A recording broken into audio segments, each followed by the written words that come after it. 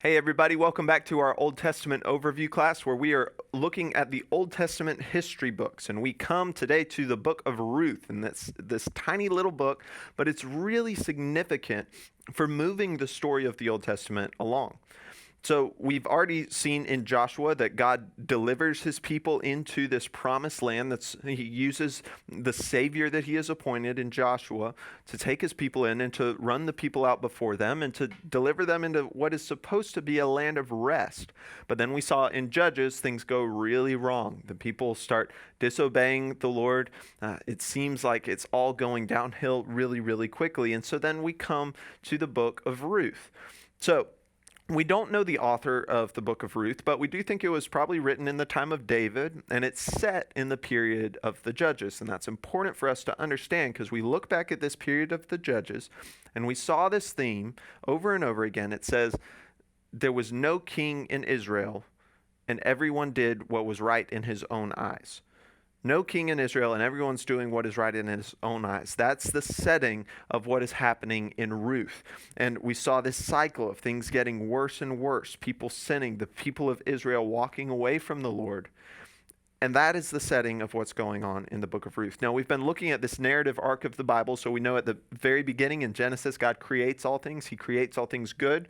Adam and Eve fall. They bring sin into the world. They bring a curse on the world and onto themselves, and it separates humanity from God. But God promises that there is going to be a seed of the woman, an offspring of the woman, a future descendant who is going to crush the head of the serpent, who's going to make things right again. And we're in this period of longing here. We're in this period of anticipation that someone's going to come, someone's going to fix this stuff, but it's not here yet. And as we went through the book of Judges, sometimes it seems like we're reverting. We're not moving this way. It's like we're just getting worse and worse, going back to the fall, because it's all just people walking away from the Lord. But we know that God has made a promise, and God's promises are always fulfilled. So Ruth is the way that we get from the hopelessness of Judges, and it moves the story along to continue the story of God sovereignly executing his plan to save people. God is sovereignly working, and the big overarching theme that we can see in the book of Ruth is God's sovereignty. As God sovereignly orchestrates all things, even difficult things, even trials, he's sovereignly orchestrating them for the good of his people, who he will one day redeem through the rule of a kinsman king. So that's the book of Ruth. Now, we're asking this question as we look at this narrative: who's the seed going to come from? How is it going to get here to redemption? Who is this offspring going to come from? So we saw it was Eve, and then you have Noah, and then later in Genesis, you are introduced to Abraham, and God says he's going to bless all of the families of the world through Abraham's offspring. So it's Abraham, and then Isaac and Jacob, and then we see it comes through Judah. But as we look at Judges, it's like, are these really the people that the seed is going to come from? Are these really the people that God is going to bring salvation through? And it just doesn't seem like it's possible. But Ruth shows us the bridge from the evil of the Judges to God fulfilling that promise, to God bringing salvation. So one little reminder before we jump in: just like in Judges, the writer is assuming that we know some things and that we have some things in mind, particularly the first 5 books of the Old Testament, the law, and understanding the commandments that God has given and the way that God wants his people to live, and also understanding kind of the context of Joshua and Judges and what is going on. So the writer may say some things and not explain them, but it should raise red flags in our minds, and it should make us think. So whenever we read, we need to pay attention to those things, and we're going to see some of those things right here at the beginning. So let's start in chapter 1, verse 1. It says, "In the days when the judges ruled," so again, this is in the period of the judges, "there was a famine in the land. And a man of Bethlehem in Judah went to sojourn in the country of Moab, he and his wife and his 2 sons." So right here at the beginning, again, we talked about this cycle that's happening in Judges, where the people would forget and rebel against God. They would suffer God's wrath.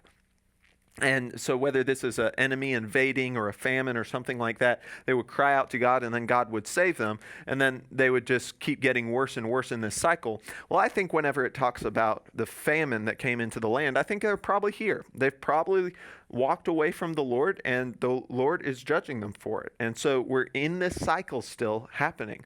And there's some red flags that are raised in right here in verse 1. Now, first of all, where are they? Where are they from? There was a man of Bethlehem. So whenever you read Bethlehem in the Bible, it should be like Bible radar, bam, bam, bam, bam. Like they are telling you something important here. This is Bethlehem. So first of all, if we go back to Judges, we saw Bethlehem a couple times in the book of Judges in chapter 17 and chapter 19, and both of them were really kind of brutal chapters where people were not following the Lord the way that they were supposed to be following the Lord. But the thing that we remember Bethlehem for is actually Ford. This is where Jesus is born. This is where the Messiah comes. This is this is where the seed actually is. The one who delivers the people, the one who saves, is from Bethlehem. And it says in Judah. That's another red flag. It says, hey, look at this, because this is the bridge to hope. This, we know that this descendant of, it's supposed to be a descendant of Judah that is going to be the one that crushes the head of the serpent. That's going to be the one through whom all the families of the world are blessed. So when it says Bethlehem and Judah, it should say, okay, we're talking Messiah. We're talking about the seed. We're talking about the one that is to come that is going to redeem everyone. So right there, we learn a lot. There's another red flag here. They went to live in Moab. Moab is not the promised land, right? Moab is not the place that God has delivered his people into to live, but they go there because of this famine. And it seems that they're just not following the Lord. They're not trusting in his promises, and they go into this foreign land. The name of the man was Elimelech, and the name of his wife Naomi. If you skip down to verse 3, Elimelech, the husband of Naomi, died, and she was left with her 2 sons.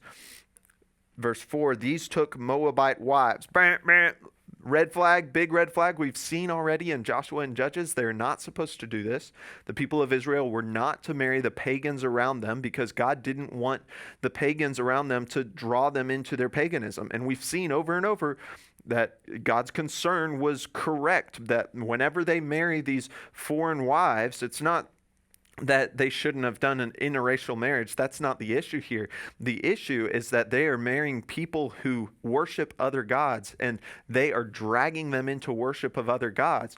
And now here in the setting of the Judges, we see the terrible effects of that. And it's just happening again. They take Moabite wives. The name of one was Orpah, and the name of the other was Ruth. So that's where we get the name of the book. And they lived there about 10 years, but then both Mahlon and Chilion, both of her sons, died, so that the woman was left without her 2 sons and her husband. So the sons die. Naomi's left here. She's just got her 2 daughters-in-law.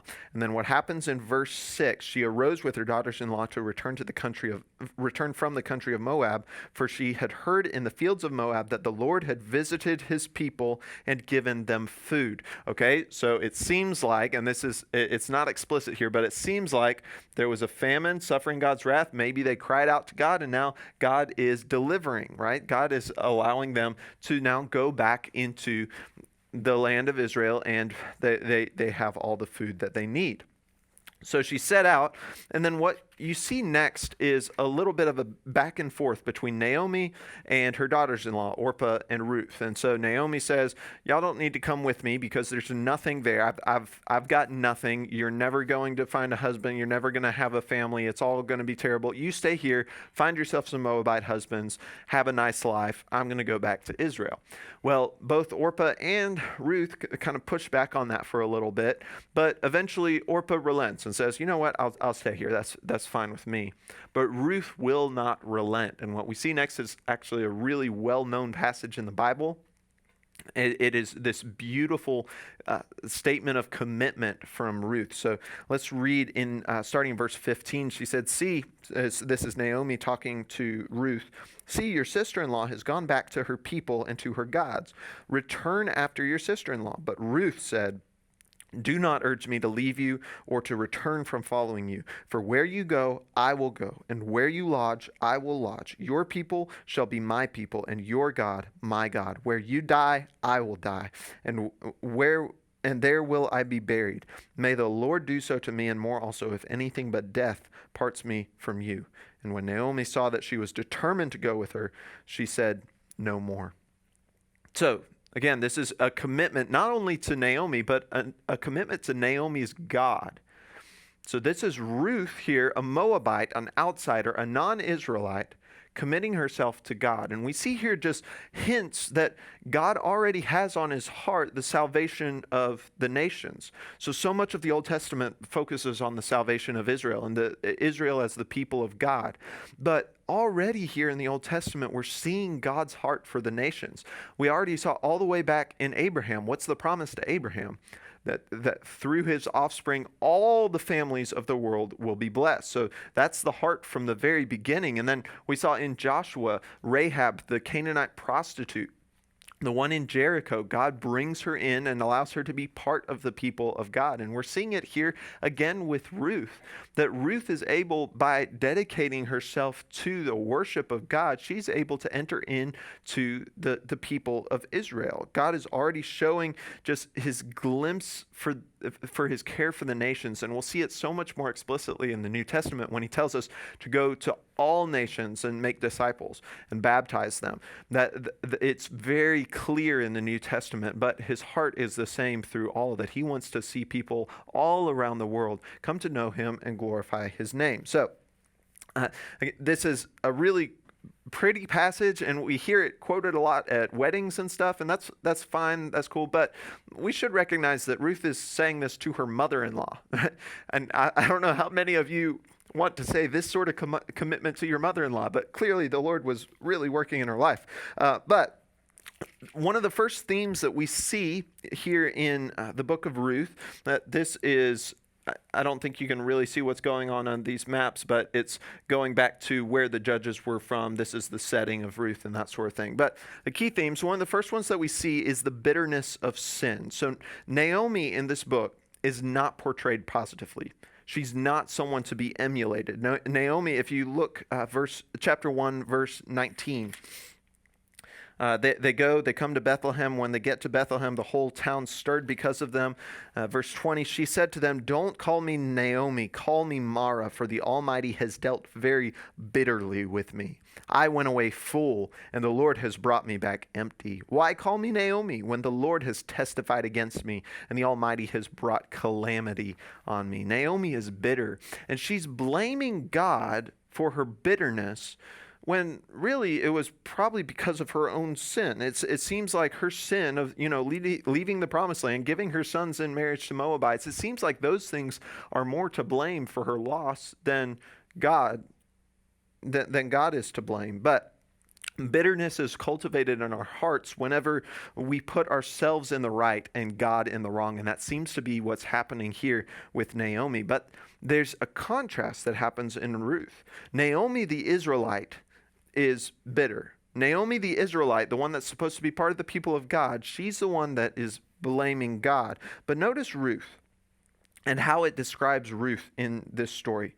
Verse 22, "So Naomi returned, and Ruth the Moabite, her daughter-in-law, with her, who returned from the country of Moab. And they came to Bethlehem at the beginning of the barley harvest." And you'll see this title repeatedly. It doesn't just say Ruth, it says Ruth the Moabite. And it seems to be drawing our attention to the fact that, hey, this girl wasn't part of the people of God, but she seems to be putting her faith in God. And it's a contrast between the bitterness and the faithlessness of Naomi, and then this outsider who's not even supposed to be part of the people of God, following the Lord and being faithful. Ruth the Moabite leaves her home and everything she knows, and maybe even the chance to have a family and a husband, to go and to go into the promised land and live under God's rule. Now, a Jew reading this might be like, what in the world? Like, why are they making the Moabite out to be a positive person? Because the Moabites are supposed to be the enemy. But this is something we see repeatedly, especially in the New Testament, that the people that you would expect to be outsiders, the people you would expect to be far from God, are actually the ones that come in and have hearts of faith and surrender, that God uses unexpected and faraway people for his glory. So then what happens next is we see this theme of the kindness of a kinsman redemption. So if we skip down to chapter 2, Naomi had a relative of her husband's, a worthy man of the land of Elimelech, whose name was Boaz. So first of all, he was a worthy man, which seems kind of rare in this time. It's the period of the judges. There's all sorts of unfaithfulness, and he's a worthy man. And Ruth the Moabite, said to Naomi, let me go to the field and glean among the ears of grain after him, in whose sight I shall find favor. And she said to her, go, my daughter. So again, here you have Naomi seems kind of passive and bitter. Ruth is taking initiative. She's going out. She's saying, look, I'm going to go and provide for us. So she goes out to the field. And behold, she happened to come to the part of the field belonging to Boaz, who was of the clan of Elimelech. I love this description. She happened to come to this place. Now, it's no coincidence that she ends up in Boaz's field. We're starting to see the sovereignty of God at work here. We're starting to see God making his plan happen. Now, what is happening here is she's walking behind. This is something that's from the first 5 books of the Old Testament, that God gave laws that whenever they're harvesting and they're gleaning from the fields, they're supposed to leave the things that fall to the ground. They're supposed to leave them there. They're supposed to leave the edges, the corners of the fields empty. Why? It's a merciful way of caring for those who are in need, and so that the poor can come behind them and pick up the leftovers and have something to eat. And that's Ruth and Naomi. Ruth and Naomi are widows. They're poor. They're in need. So she's going behind the people who are gleaning in the field, and she's getting things to provide for her and Naomi. Now, this shows us, it seems that Boaz's men, as they glean the fields, they are following the rules of the law.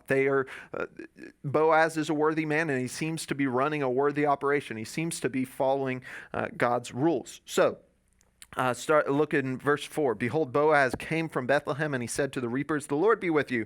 And they answered, the Lord bless you.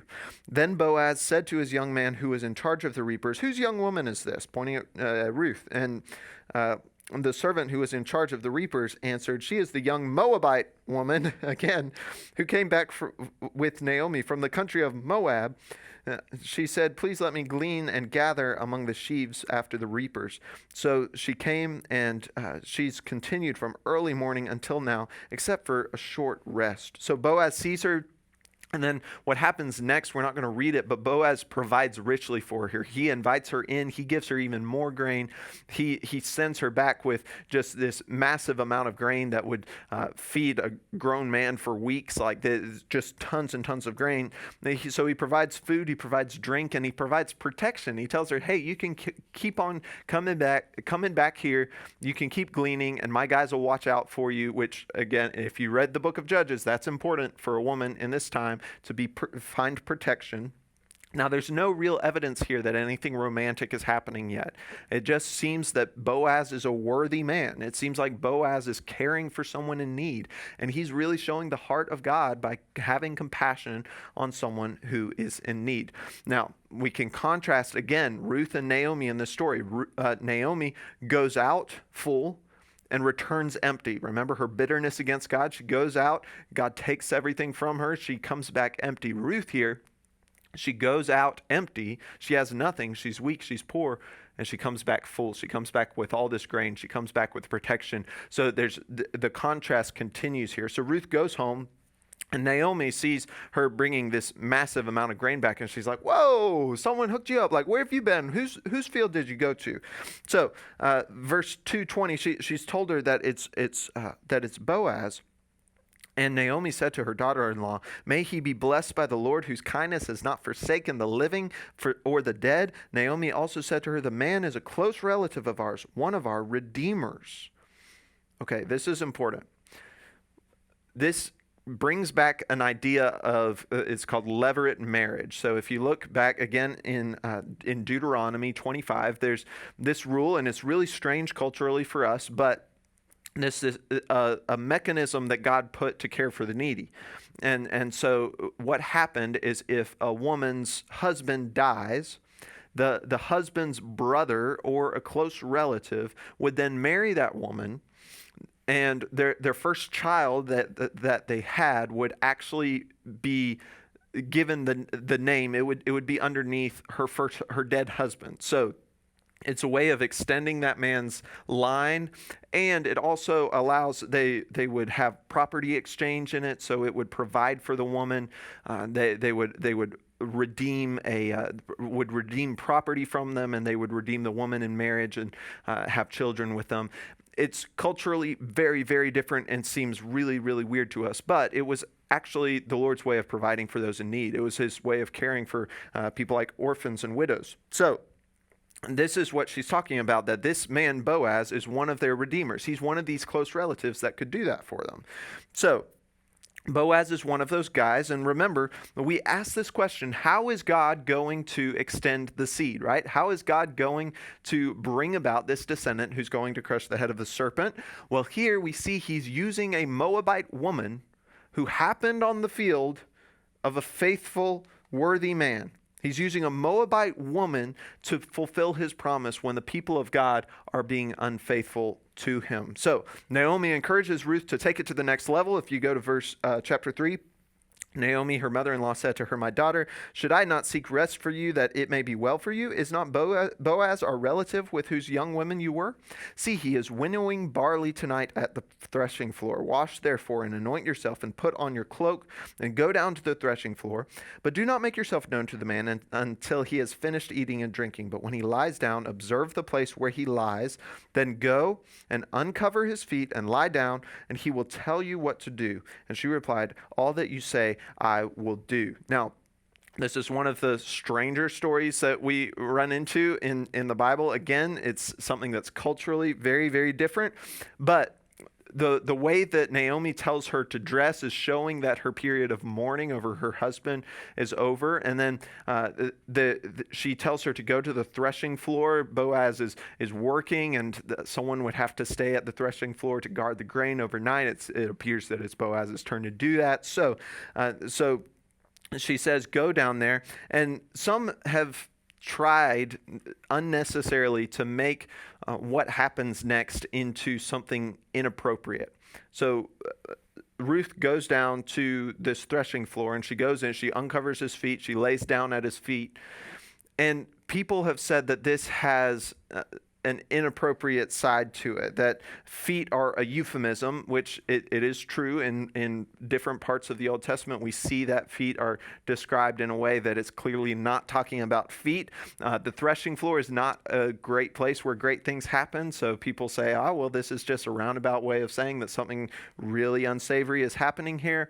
I don't think that's a fair reading of the text. First of all, Ruth and Boaz are portrayed as nothing but positive in the book of Ruth. There's no hint of wrongdoing from either one of them throughout the entire book. And now, the Bible is not afraid of telling us about the biblical heroes' mistakes. It happens all the time, but it doesn't seem like that's what's happening here. And it doesn't seem to be what the text is saying, because if you go on reading in verse, 8. So she's gone in, he's sleeping, she's uncovered his feet, she lays down at his feet. And in verse 8, at midnight the man was startled and turned over, and behold, a woman lay at his feet. Like, that's, it doesn't seem like that's what something inappropriate is happening here. The text is not saying that. He has no idea she's there, and he's like, oh, there's a woman. It's just not what it's saying. So people try and put inappropriateness into the Bible where it doesn't need to be, and it's inappropriate that they do that sort of thing. So that's not what is happening here. But if you keep reading in verse 9, he asked, "Who are you?" And she answered, "I am Ruth, your servant. Spread your wings over your servant, for you are a redeemer." Now, if you go back to chapter 2, verse 12, Boaz is talking to Ruth, and he says, "The Lord repay you for what you have done, and a full reward be given you by the Lord, the God of Israel, under whose wings you have come to take refuge." So now she tells Boaz, "Spread your wings over me." And so what Ruth is saying is she's asking Boaz to be God's means for her refuge. She's asking him to spread out his wings as God's means of saving her. And then there's this exchange where Boaz says that there's a nearer relative. They're talking about this weird levirate marriage stuff.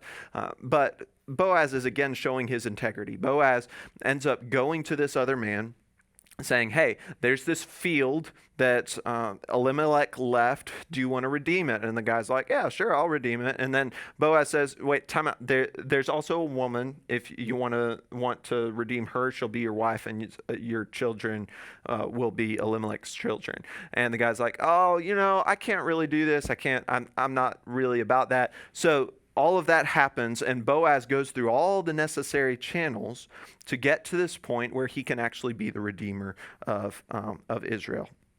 So, what's the third theme that we see here is the wisdom of God's good plan. So this is Boaz choosing to marry Ruth and to give them provision, and it's pointing us to Jesus. It's pointing us to what Jesus has done for us. So when we didn't have anything, remember, we have nothing. We're an outsider. We have nothing to offer for our salvation. When Jesus didn't have to help us out, when we had nothing to offer, we were far from God with no inheritance among his people. He took us in and saved us. As Ruth was a Moabite, far from the people of Israel with nothing, and Boaz brings her in and redeems her. This is the work of Jesus for us. So if you go all the way over towards the end of the book, the end of chapter 4, verse 17, Ruth has a son. They get married. Ruth has a son, and the women of the neighborhood gave him a name, saying, a son has been born to Naomi. They named him Obed. He was the father of Jesse, the father of David. So how does the seed get to David? We've been talking, let's see, here. Well, I went too far. We've been talking about this. How is the seed going to get to this point? And we all know David's a big character in the Bible. How does the seed get there? It's through a Moabite woman, a non-Israelite, who is faithful, and she just happens on the field of a worthy man. This is God sovereignly doing a work to bring about his salvation. So it's really, really amazing how God's moving his plan. And something that's really cool is something that we can learn in a genealogy here at the end of Ruth. So we have the tendency to skip over genealogies and not give them a whole lot of attention. But this one at the end of Ruth is very important and has a lot that we can learn from. And then it's actually mirrored in other genealogies in the New Testament that we'll look at. So if you look here at the end, it says these are the generations of Perez. Perez fathered Hezron. Hezron fathered Ram. Ram fathered Amminadab. Amminadab fathered Nahshon. Nahshon fathered Salmon. Salmon fathered Boaz. Boaz fathered Obed. Obed fathered Jesse. And Jesse fathered David. So what can we learn from this? Well, first of all, Boaz is the descendant of Perez. Well, who's Perez? If you remember all the way back here in Genesis, like the last third of the book of Genesis is all about Joseph. And it seems like, the seed's going to come through Joseph. But that's not what happens. What happens is Jacob blesses Judah. Well, is Judah a great guy? Not exactly. Judah ends up, there's a story in Genesis where Judah ends up going into a lady named Tamar, who he thinks is a prostitute, so already not good. He's going into her, but she's not actually a prostitute. She's actually his daughter-in-law. And she ends up getting pregnant, and she has Perez. That's who Perez is. So God is using this unexpected, unsavory path even to bring the seed that's going to crush the head of the serpent. It's really amazing how God is orchestrating this. I would have you turn over to the New Testament, to Matthew chapter 1, to the genealogy here. If you look, Matthew chapter 1, starting in verse 1, it says, the book of the genealogy of Jesus Christ, the son of David, the son of Abraham. So it traces Jesus and the salvation that comes through Jesus. It traces it back first to David, and then it traces it back to Abraham. That this is how God planned to save his people. This whole story from Abraham to David all the way to Jesus is God's plan to redeem his people. Then if you keep on reading, there's some interesting things in this genealogy that remind us of Ruth. So verse 3, Judah, the father of Perez, and Zerah by Tamar. So first of all, it's really weird that they would insert a woman into a genealogy. That's just not how you do it. But secondly, it's weird that they would introduce this woman. Like it's not a good story. It's not a positive light on the history of Israel. And yet it introduces her into it. And it doesn't stop there.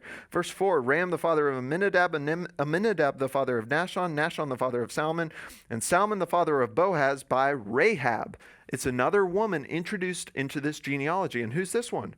This is a Canaanite prostitute. She's an outsider that is brought in by her faithfulness to the Lord. And Boaz the father of Obed by Ruth. Who's Ruth? A Moabite, an outsider who wasn't even supposed to be married into the people of Israel because of the rules that are given. But still, she ends up here in the story of how Jesus comes. God is not only letting Gentiles into the people of God, but he's actually using these Gentiles to bring the Savior of the world. God's using he's undercutting the pride of Israel here. He's undercutting that because in the midst of their unfaithfulness, God's using the nations to bring about his Savior into the world. So then if you go down all the way to verse 6, David was the father of Solomon by the wife of Uriah. Who's the wife of Uriah? Bathsheba. Another terrible story, another problem. And this is God sovereignly working his plan to fulfill his promises. God does care about his people. In the book of Judges, we were losing hope in the book of Judges. Judges is this terrible thing where people are far from God. All of this bad stuff is happening. It seems like, how could the seed that's going to save us possibly come from this people? And yet God is working.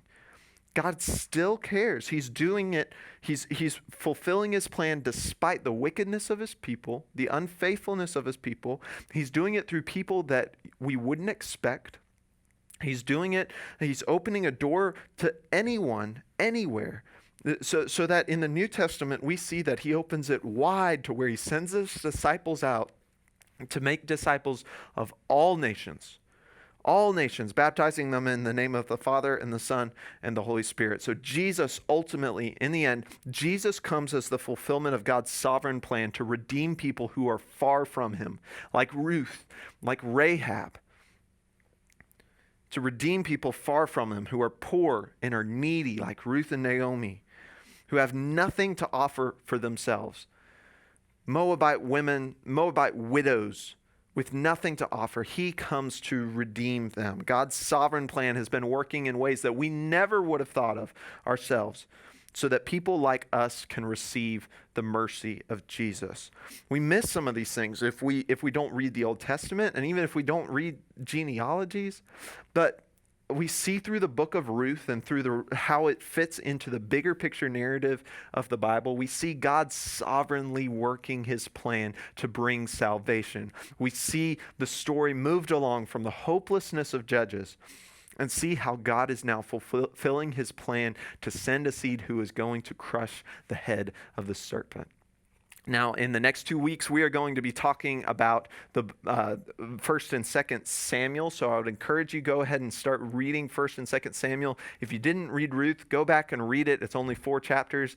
That's easy to do, but go ahead and get started on 1st and 2nd Samuel. I would also remind you once again, there's a study guide and some resources that are online. So you can look through that study guide with other people around you if you want, or you can just look at it yourself and it'll help you think through the things that we're learning. But thank you so much. I will see you next week as we start 1 Samuel.